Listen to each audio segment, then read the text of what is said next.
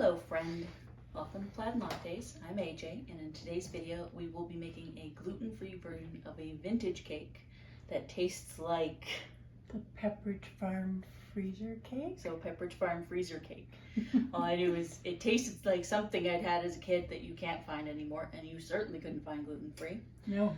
So here we are making that for you. If that's something you want to see, then do not adjust your screen. So I did prep everything ahead of time because, to be honest, the cake isn't the star of this show. The icing is. But the first thing, though, is the regular one was, of course, made in a loaf pan. With gluten-free, it's not going to have that same rise. So instead, we're going to do a sheet pan and then cut it and stack it like a loaf. So I have, and I will link the original recipe down below and write my modifications. 2 cups gluten-free flour, 1 cup white sugar, 1 cup brown sugar, 1 teaspoon of baking powder, and half a teaspoon of salt. It's all in here mixed up. And then on the stove you will melt 1 cup of butter, half a cup of cocoa, and then put in a cup of coffee. You can get decaf if you're sensitive to caffeine. Coffee makes such a difference in chocolate desserts. It really does. It does. The original recipe calls for vanilla. But to me, if I'm adding the coffee, I don't want to add the vanilla. Yeah, you don't need it. No. Coffee is the perk. Sometimes I feel like chocolate. Vanilla's kind of over added in recipes. Mm-hmm. Do make sure to scrape your pot though, because you want all that. You want all the chocolate. Whisk that. You do want to let it sit and cool for a couple minutes just so that once you add your other liquid, it doesn't just cook your egg. Chocolate eggs don't sound good. So apparently somebody... Unless it's creme brulee. Yeah. Oh yeah, I never made chocolate creme brulee. No. You haven't. It said to whisk it, and whisking it. I'm not liking the whisking. This ever makes sense to me. Spatula. Yeah. Spatula. On hand. Of course. A whisk just gets frustrating because stuff gets in it, and I grabbed a silicone whisk, well. not a metal whisk. A metal whisk Yeah. probably would have made more sense. So, because we're using so much butter, instead of adding extra butter like I normally would, I did add a tablespoon plus a teaspoon of oil. I used canola oil, but olive oil or avocado. Any kind. I do like canola oil for baking because I do find that it rises a little better than some of the other oils. But if you're really against seed oil, I fully understand that. See, use a spatula. Yeah, you can it just there, makes this better. Mix it. People think spatulas, oh, it gets all the lumps out. Like, no. The whisk. Use your spatula. It works so much better. And then you can flatten the lumps to the side, so it does just kind of make it easier. All right. Once it's mostly mixed, I'm going to add in a half cup of buttermilk, or half cup of milk and a teaspoon of vinegar, 2 eggs scrambled up, and the 1 tablespoon and a teaspoon of canola oil. I'm like, why is it lumpy? Because it's buttermilk. Especially when you're not wearing glasses, sometimes seeing that, you're like, wait a minute, what did I do? You didn't do anything wrong. It's all good. It's all good in the hood. And just make some huge balls. Looks like she's coming together. She's all mixed up. Once you do have all your liquid, if you want to use a whisk, you can, like pancake batter. Because that is one place where you do want to use a whisk, is pancake batter.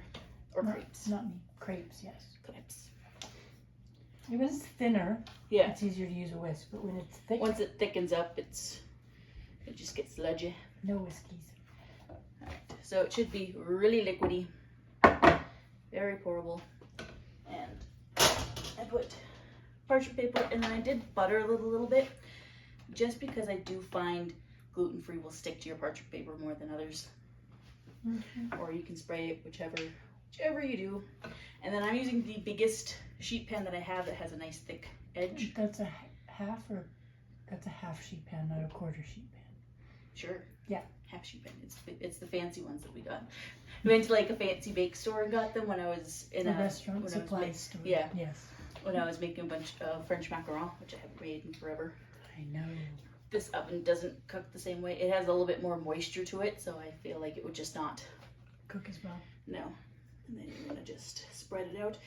But you do want to use a big one, as big a pan you can. Like, don't use a 9x13. At least use a cookie sheet, just so you have the surface to cut it.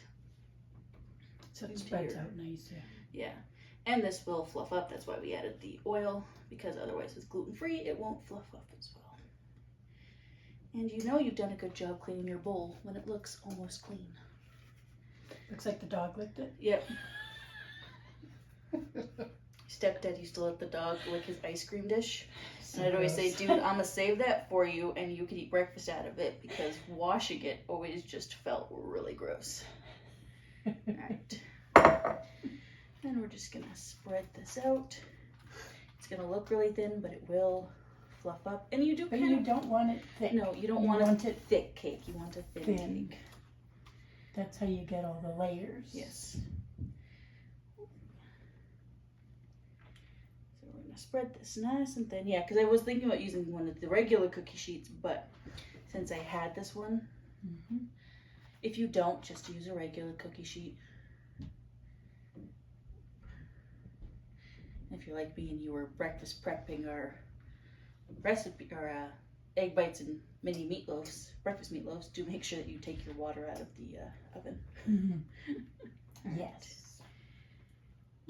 We are spread perfectly. I'm going to pop this in the oven for 20 minutes after it's done baking. Actually, because I'm using the bigger Baking pan. for 20 minutes. So I'm using the flatter pan. I'm gonna do 18 and check just to be on the safe side. You can always turn the oven. You can always put it back in the oven, but it's kind of hard to unbake it. And then we will let this cool completely and come back for the icing. And starting your icing, the first thing you're gonna do is melt a cup of dark chocolate in the microwave, and then you're gonna stir in a third a cup of butter to make almost a chocolate butter ganache. Alright, so like I said, you want to melt your cup of dark chocolate chips with butter, and then add the third a cup of butter. Don't melt them together. You want to kind of do like a reverse ganache. Instead of heating the milk and pouring on the chocolate, you want to melt the chocolate and then mix in your butter, because that kind of gives you that more soft texture. And then you're going to add the rest of your cup of butter. Yes, this is a lot of butter, but when you see the cake, what we're actually going to do is chop it in half. Half goes in the fridge for if you're having company or whatever, and then the other half you can freeze. I feel like I should have somewhere to sit that. Mm-hmm. Oh. No, I need that. 1 second, ladies and gentlemen. There we go. What happens? You don't think ahead. And then we're gonna blend. So once your plain butter is blended with your chocolate butter, I'm gonna add about 2 tablespoons of whipping cream to start to thin it out, and then icing sugar. I will put a guesstimate of icing sugar, but anytime I ever try to measure icing sugar and put it in, it's either too much or too little. Doesn't matter if I've made it 1,000 times, it doesn't work out. But by doing it that way, I find that it works better. And this was actually invented because I wanted to make one of the fridge cakes, which is a video that we have, and I didn't have enough cocoa for the icing. So I was like, hey, I could melt some chocolate. I can't find a recipe for ganache buttercream anywhere, so I was like, I'm just gonna make it up. And it ended up tasting really, really good. But once I put it in the fridge, it was a little too hard, so that's why we're adding the whipping cream. Freaking pouring sweat. Considering it's like 7 degrees outside. Yeah, but the hot stove and Yes.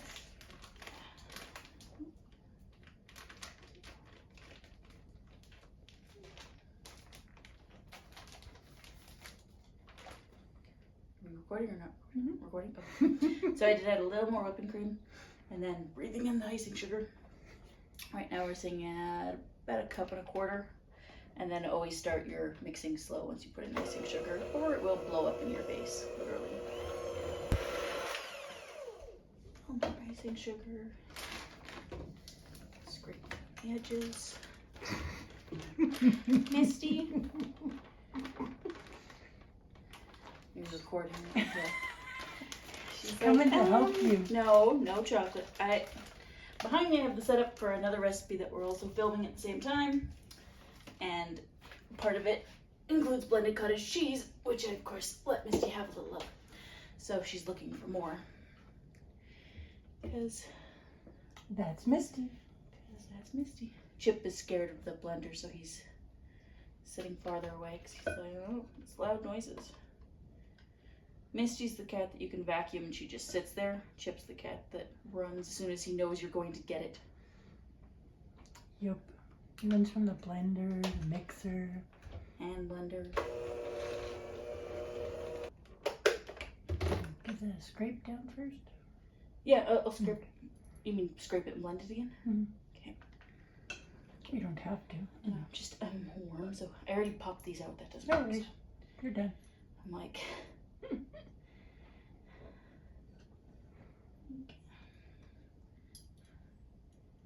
don't know why she's in scrounge mode lately.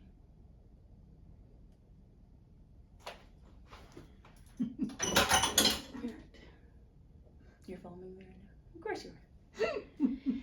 I can edit it. No, I didn't scrape it down and mix again because it's been a long day. Walked in the rain, which was fun, but so we have our icing and our sheet cake. It's already been deparchmented. And my clean connect. So I did measure and cut in 5 inches, but because it is very long and thin and therefore a little flimsy, I am also just going to cut it in half, because like I said, half we're going to freeze, but I'm going to cut it in half now, which I know Cardinal said I'm cutting in a sheet pan, but it's not a hard cut, it's a light cut, but I don't want a piece to like fall off. And then I have my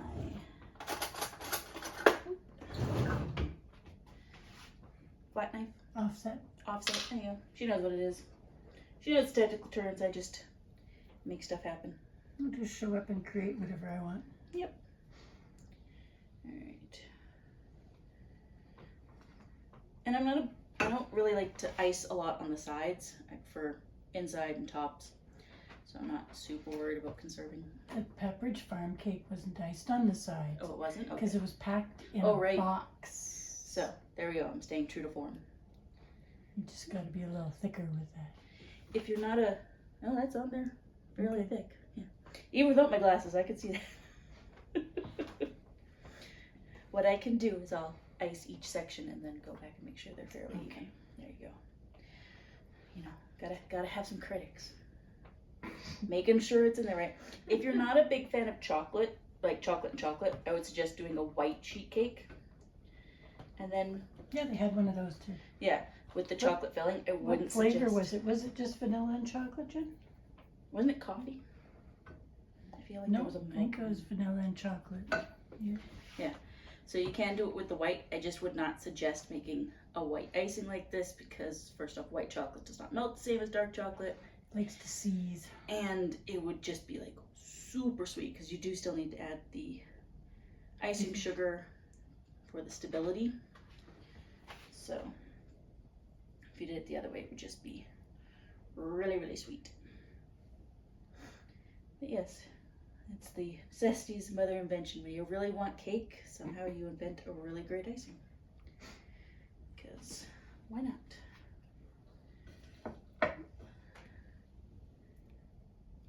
There. It's very technical. You're pretty much just dividing it in thirds.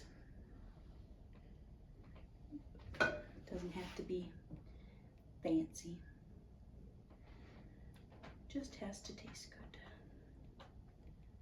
I think what I'm actually going to do is, this is a little thinner. I'll add more to that, but I'll put that as the top layer. We'll come back when we're all Iced leveled up. out and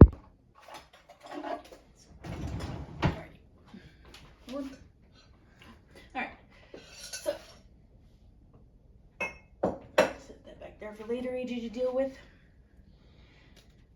And then we're just going to hopefully do this.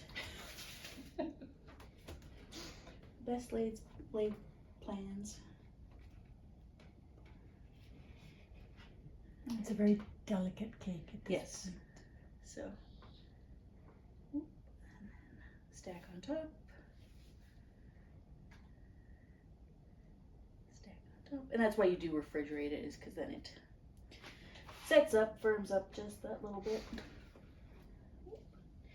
And one of the reasons I did brown sugar in the batter is then it kind of gives it that little bit more brownie texture. Mm-hmm.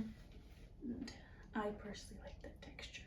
So we have our 2 cakes with our layers. One I'm gonna pop in the fridge, one I'm gonna pop in the freezer, and we will see you probably tomorrow. When we serve it up. Exactly. So here we are, it's actually about a couple days later.